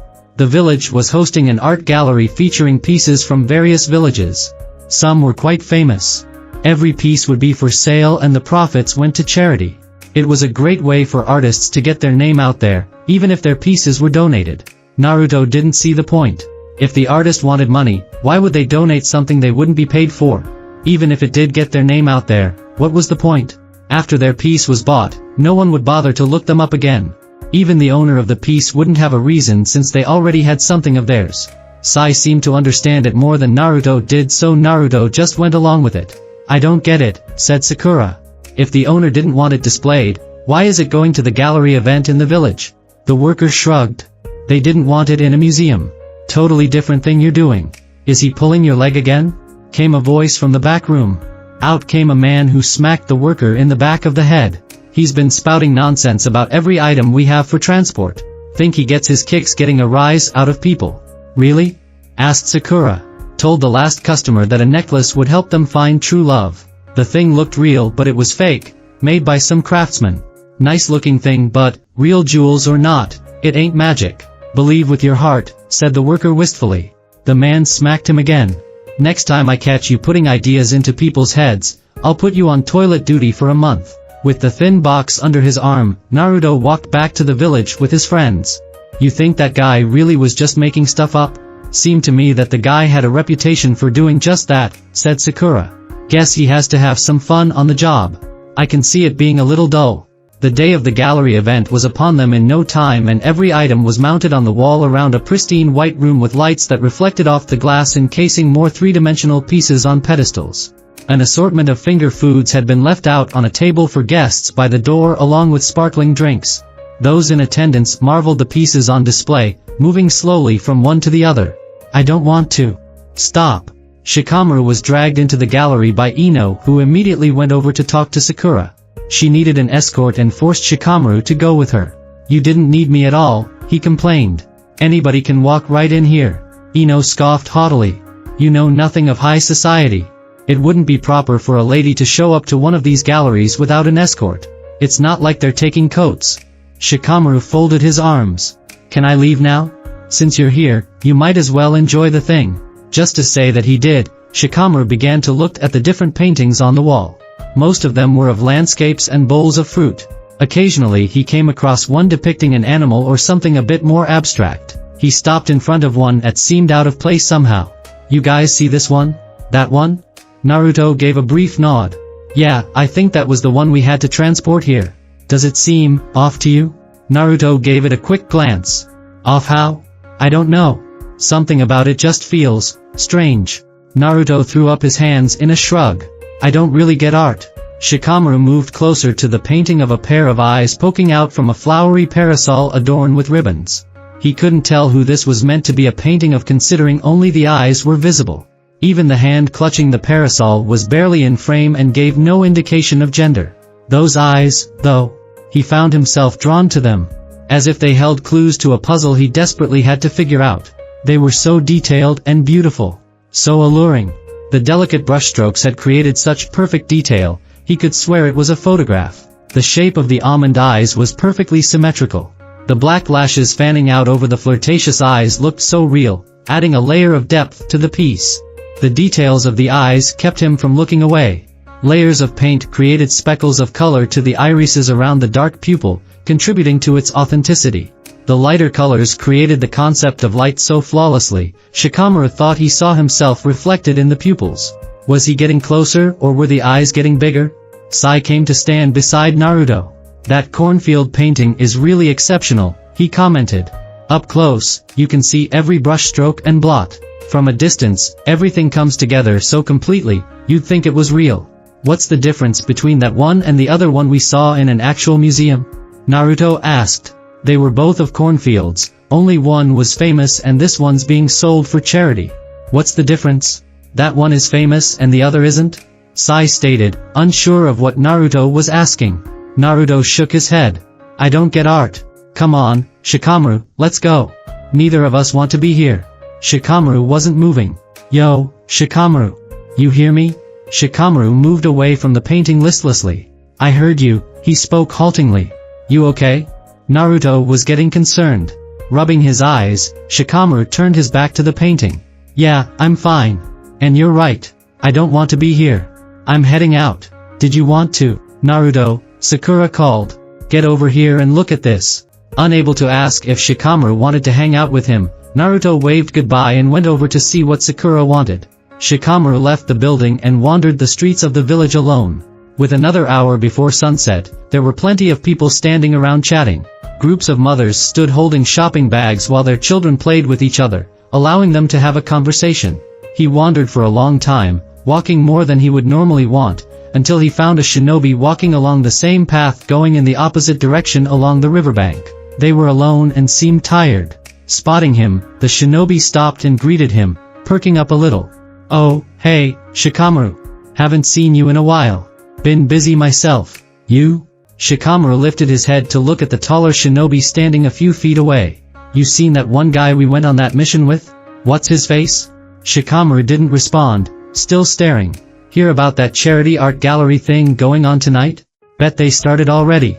You been there yet? Check it out? Shikamaru smiled. I have. Yeah? Said the shinobi, being friendly. What did you think? Shikamaru lowered his head slightly, letting his lashes fan his flirtatious stare. Very enlightening. Struck with sudden paralysis, the shinobi looked at the ground and saw Shikamaru's shadow connected with his. Shikamaru? What are you doing? Lifting his hand, Shikamaru brought it to his waist and the man did the same, his hand grazing the pouch on his belt. The shinobi was left-handed, so he had placed his pouch on the opposite side Shikamaru would have placed his. Mimicking the motion of opening his pouch, Shikamaru made the shinobi open his and take out a kunai. What's this? What are you doing? Shikamaru pantomimed holding a kunai in his left hand and brought it over his right arm. The shinobi did the same, only with a real kunai. Stop it. Stop this right now. What are you doing? Shikamaru's smile deepened as he pushed his hand down and heard the man in front of him scream. Please! The shinobi cried, watching blood ooze down his arm from where his kunai stuck into him. Stop it! Please! Shikamaru began to saw the invisible kunai deeper into his arm while the shinobi wailed and screamed and begged. He craved deep grooves into his arm, stabbing over and over until the shinobi's cries grew hoarse. He tossed away the imaginary kunai and retracted his jutsu. The shinobi fell to his knees, holding his mangled arm while he whimpered. Shikamaru pushed the shinobi over with his foot and stood on his arm just above the elbow. Shikamaru grabbed the shinobi's arm by his wrist, which had become slippery from all the blood, and twisted it until the arm snapped and broke off like a turkey leg. He carried the severed arm down the road, leaving the shinobi where he lay in a puddle of his own blood. He used the arm as a paintbrush to smear the shinobi's blood on the ground in cheerful designs. Shikamaru's elated smile was both charming and terrifying as he twirled the severed arm like a baton and tossed it aside for someone to find. What happened? Kakashi demanded the second it was brought to his attention. That's what he said, a shinobi informed the Hokage. He had lost a lot of blood, so I don't know how much of it is true. But one thing's for sure, said the other. He was attacked. His arm was cut clean off and found along the riverbank. Some poor woman found it when she was walking along with her kids. Thought it was a prop of some kind until they saw the blood and... The shinobi covered his mouth, unwilling to go on. The very thought of it made him sick. Bloodstains were all over the ground. Some twisted freak actually drew flowers and butterflies in the man's. Ugh! I can't even. But he said that it was Shikamaru? Kakashi asked, beside himself. That cannot be true. We don't believe it either, but the man insisted. The blood loss was probably... we know Shikamaru would never do this. Kakashi stood hunched over his desk, arms supporting him like a tripod. In any case, bring him in. We have to get to the bottom of this. It was probably someone transformed to look like him, but I still want to question him personally. Bring him here when you find him. Yes sir. You got it, Lord Sixth. Shikamaru was spotted on the roof of a building. It had always been one of his favorite cloud-watching spots, but today he was using it as something else. He kept his back to the two shinobi, sitting where he was and humming to himself whimsically. Shikamaru Nara, we need you to sum with us. By order of the Hokage. He kept humming. Now, Shikamaru. He stood up with his hands on his hips, admiring something on the rooftop. I think it still needs something. I'm not sure what, though. Shikamaru turned to face the two men. Did you come to help me out with that? How kind of you. The two men balked at the sight of him. Shikamaru was smiling happily with streaks of blood on his cheeks. By his feet was a collage of what appeared to be blood and bone arranged in an abstract work of art. Oh, don't worry, Shikamaru said when he saw their expressions. They're just chicken bones. From my lunch. I'd never use human. Too hard to work with and really gross. And the red stuff? Asked the shinobi. Oh, that's human. Shikamaru's smile curved up as far as it would go. I never said I wouldn't use that. It's such a lovely shade, don't you think? Really makes it pop. The two men shuddered and reached for their weapons. Shikamaru, you've clearly lost your mind. Shikamaru cocked his head. Nah, just enlightened. That art piece at the gallery really spoke to me. He placed a hand over his heart and closed his eyes as if basking in a fond memory. It touched me. It truly did. Since then, I've been inspired. Inspired? To do what? Shikamaru opened his eyes, which had become playfully flirtatious. To express myself. His shadow stretched out and the two shinobi jumped away, refusing to get caught in it. You can run all you like, but it won't matter, Shikamaru taunted them. Eventually you'll have to land, and when you do, whoop. They attacked from a distance, but Shikamaru had worked with these men before and knew what they were going to do before they did it. He just had to wear them out and draw them in. The shinobi attacked from above over and over, making sure to avoid landing near Shikamaru's shadow. They kept moving and eventually one of them managed to land a direct hit on Shikamaru and he went down. Thinking they had knocked him out, the two went closer. Gotcha, Shikamaru declared, snaring them with his shadow. The two men had nowhere to go now. Shikamaru stood and did the same thing he had done to the first shinobi, only this time he wasn't wearing his tool bag on his belt. Knowing he would be attacked, Shikamaru made sure he wasn't wearing it just so he could do this and not hurt himself in the process. He held an imaginary kunai to his neck as the shinobi held real ones to theirs. Shikamaru, don't do this. Snap out of it. Shikamaru smiled wickedly at the two shinobi. Let's paint this village red. He pressed his imaginary kunai to his throat. Guys, something weird's been going on with Ino, said Sakura. I agree, said Sai. She's been acting strange ever since the gallery. Has anyone seen Shikamaru? Asked Naruto. Maybe they're together. No, something is going on and we have to do something. Sakura encouraged the group to follow her to where she had last seen Ino. She was decorating a fence with flowers. Naruto yelped when he realized Ino was sticking them on with blood which her arms were covered in to the point where they looked like red gloves. Hey, she greeted cheerfully. What do you think? So much nicer now with a splash of color, don't you think? Ino, that is sick and wrong, Naruto told her, his skin crawling. Only a trained eye can see the beauty of real art. Sai was appalled by Ino's words in more ways than one. Ino, art is an expression but not at the person's physical expense. Using one's body as an art form is fine when it doesn't cause them physical harm. Look at what you're doing. Paint is only one criterion and so boring. You can't get this kind of color with paint. Or this kind of reaction. You mean disgust? Naruto snapped. Ino, have you lost your mind? A chill ran down Sakura's spine. Ino, where did you get your, materials? Naruto realized it, too, and knew the blood must have come from somewhere. Ino giggled sweetly. Shikamaru's been helping me. Seems we have the same vision in mind. A smiling Shikamaru appeared with a severed limb and held it out for Ino to take. This one's not as drippy, so it should add a whole new dimension to the piece. He turned to his friends with a wide smile. Hey, guys. What do you think? Isn't it exquisite? I'm gonna be sick, Naruto moaned, hunched over. What's going on with you two? Sakura asked. What have you done? Why are you doing this? Shikamaru grinned happily at her question. We were both inspired by the painting at the gallery. Since then, we've been hard at work expressing ourselves. Like this? Shikamaru gestured to Ino. Our jutsu works well for gathering materials. I use my shadow to get what's needed and Ino uses her mind transfer technique to do the same. You can't do that. Actually, she can. It's quite easy. She just has to release her jutsu before. Well, you know. No, I mean you can't. Why at the gallery? Sai interrupted. What painting? Shikamaru spread his arms wide as if making a declaration of love. The one that's bored into our hearts and minds. We can't get enough, we're obsessed. I'm so glad Shikamaru shares my feelings on the subject, said Ino with a giggle. So nice to have someone like-minded, right? And with the two of us working together, we can bathe this whole village in beauty. Sai frowned, thinking. That painting. The one Shikamaru saw before he left the other night? Sai placed his hands over the top and bottom of his face so only his eyes were showing. That one? They both nodded. That's the one. Sai looked frantically at Naruto and Sakura. Who bought that painting? We have to get it back immediately. What? Why? Because the painting did this to them. Sai looked scared and worried, more than they had ever seen him. I've heard about a painting like this. You know how some works of art evoke certain emotions in people and inspires them? Well, this painting inspires them to take on the painter's mindset. Or the character in the painting. What the hell is that supposed to mean? Asked Naruto. It means that if the painter intended to have his character have a certain mindset or personality, those touched by the painting will adopt those tendencies. In other words, if they find violence to be an art form, so will Ino and Shikamaru.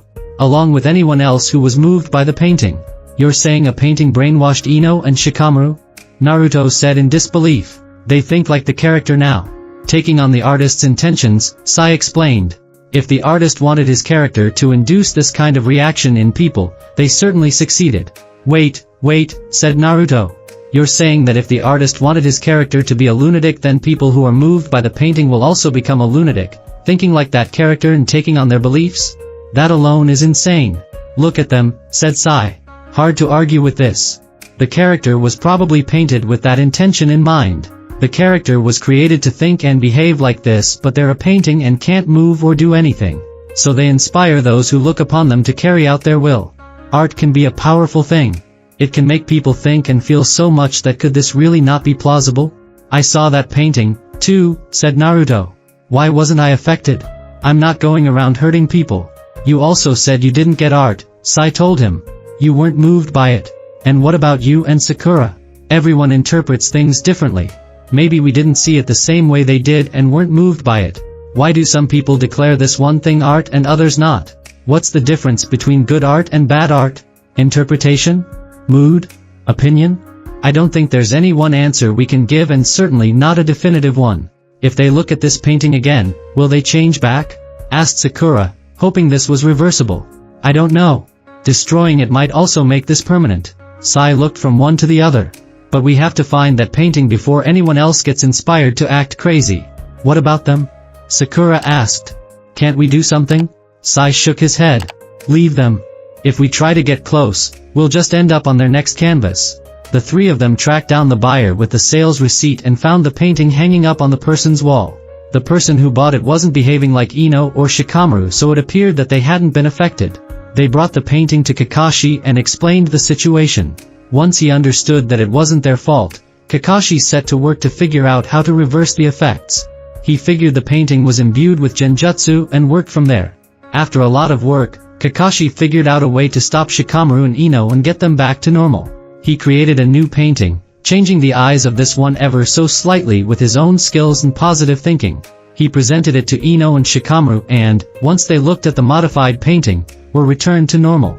Shocked and horrified by what they had done, they both insisted they be locked away, guilt-ridden. That was crazy, wasn't it, Kakashi-sensei? Naruto asked after the whole ordeal was over. I feel bad that they got arrested. They do know it wasn't their fault, right? They can't help how they feel, Naruto. Let it go. Naruto sat on the couch in the Hokage's office, overwhelmed by recent events. Still. It's weird, though. I tried to go visit them but no one would let me in. Why would they do that? They were probably cleaning up their cells. Why? They just got there. Kakashi moved behind the couch and placed a hand on Naruto's shoulder. Yeah. And they left a huge mess. On the walls and on the floor. Red really wasn't their color. Naruto felt his blood go cold. Though Kakashi's hand wasn't holding him very tight, he couldn't move. Kakashi-sensei? Funny thing, Kakashi remarked casually. When I was changing that painting, I got a pretty good look at those eyes. And I gotta say, they really spoke to me. Kakashi-sensei? The new eyes I gave it just didn't work for me. It felt uninspired. Kakashi gave Naruto a chilling smile, his eyes taking on a flirtatious gleam. I've always preferred the original. The end, Inajin finished. He fidgeted nervously where he sat. Well, how was it? Boruto and Shikadai exchanged looks. Well, it sucked, didn't it? Inogen mumbled. No, said Boruto quickly. No, it was, Shikadai? It was a little, how do I put it? Shikadai gave Boruto a pleading look, needing help with his answer. He wasn't sure what to say. Thankfully, Sai already had a response for his son's campfire story. It was strange. Come on. The boys booed and Boruto threw a marshmallow at him. What? Sai asked. It was strange, but it was a chilling tale. I never said it was bad because it wasn't. It was different. It sucked, Inogen pouted. No, said Sai in an assuring tone. Being different isn't a bad thing. I knew I wasn't ready. I told you I didn't have enough time to make it good. Your dad's right, though, said Boruto. It wasn't bad. It didn't suck as bad as you think it did. Are you kidding? Inogen said, upset. I changed it up halfway through because I panicked. It was supposed to be my mom who saw the painting and not Shikamaru, but I thought she'd be pissed if she knew I depicted her that way, so I made it him and then changed it when I thought it worked better. That, and she didn't come on this trip and probably wouldn't know. Sai gave a nervous grin. So that's how you see her? No, Inogen said quickly, turning to face his dad. That wasn't really her in the story. Not how I see her. I know she's not nuts. It was just if she acted that way in my story, she might be mad and real. I get it. That wasn't quite what I meant anyway. Sai patted Inogen on the shoulder. But it was a chilling tale. Very effective. Did you kill me off at the end of your story? Shikamaru asked from the other side of the fire pit. Not cool. And like what he did to his mom was any better. She can never know about that. Inogen waved his arms frantically. I just did that for cinematic effect. I'd never. I'm not telling your mom, Inogen. Relax. You should worry about your dad telling her. Inogen gave his dad a worried look. Why would I tell her? We're just teasing, Shikadai and Shikamaru said at once. Everything in these stories is made up, Sai said. Who cares how people are depicted? I'll keep that in mind when I make you a villain in my next story, Shikamaru said under his breath, nudging Shikadai, who smiled in response. Well, the story wasn't bad, but it was kind of rushed, Boruto said, thinking he wasn't criticizing too harshly. The twist ending was good, but I wasn't at all satisfied with what you did with Ino and Shikamaru. No kidding, said Shikamaru without looking up. But overall, it was good. It had tons of potential. That's another way of saying it sucked. Inogen sighed heavily.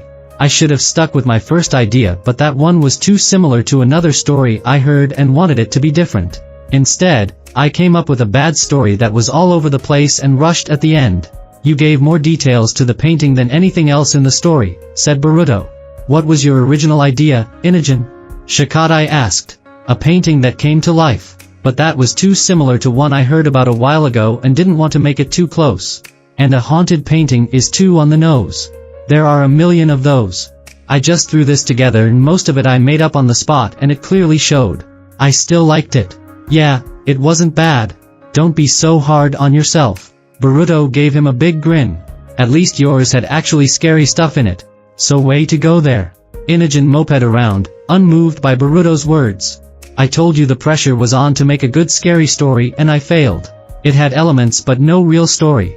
I think I knew that and wanted to get it done quick, so that's why it felt rushed. Not because you were stuck for a storyline? His father commented without thinking. Then he said, but instead of dragging it on when you felt like that, it was probably good to rush it a little. Better to be quick than tedious, right? He looked over at Shikamaru, mouthing words with a shake of his head to see if Shikamaru had any advice for him. He wasn't sure if he had said the right thing, and apparently neither was Shikamaru. He just shrugged and shook his head as if to say, what do you expect me to do? I was depicted pretty well in your tale, Sai said and patted Inogen on the back. Thanks. I'd just like to point out that I've been in every story so far, Shikamaru said as he threw a piece of wood onto the fire. So what? Your point being? Shikamaru squinted against the crackling flames and sparks that shot up as the wood was swallowed up. Just saying. What are you saying? Why me? Shikamaru finally said, knowing they weren't going to leave it alone. And why am I the one acting weird in half of them? Others were acting weird, too. Even Sai. Just look at Boruto's story. I know, but what is this fascination with having me be the victim? With us being out of character or just plain weird? It's fun, the boys said at once. Sai smiled at him. It is interesting seeing yourself depicted in different ways, isn't it? Shikamaru grumbled and sighed at the same time. He found it mostly embarrassing, but he supposed that was the point. You should hear some of Chocho's fantasy things about you, said Inogen. Oh? Shikamaru seemed intrigued. He was mildly curious about how a girl his son's age perceived him. She said that with the right attitude, even you could be appealing. Shikamaru wrinkled his nose. What? Is Chocho having thoughts about me? I'm too old for her. No, not like that, Inogen said quickly. Though she did say you'd be pretty cool if you weren't such a slob. A slob? Shikamaru repeated in confusion. What's that supposed to mean? Says you're not man enough to be cool in her book. Sai's body shook with laughter. What the hell's so funny? Shikamaru asked him. I've been called more feminine than you, Sai confessed, still trying to keep from laughing. Shikamaru snorted then started laughing himself. That's true. Remember when Ino wanted to use you as a model that one time? That was because I lost a bet. That's what we told you. Sai leaned forward in surprise. You mean that wasn't true? Can we hear this story? Boruto asked. Do we want to? Asked Shikadai. I'd rather not picture my dad in a dress, said Inogen. Even if he had the figure for it. Shikamaru sat back on the log he was sharing with his son. I get your point, though. Chocho doesn't think I'm cool. Which is fine. I never thought of myself that way in the first place. Don't you want to be cool? Asked Boruto. Nah. Too troublesome. Thinking he could redeem himself after that lackluster story, Inogen decided to take another crack at storytelling. Well, that does remind me of a tale a lot of people can sink their teeth into.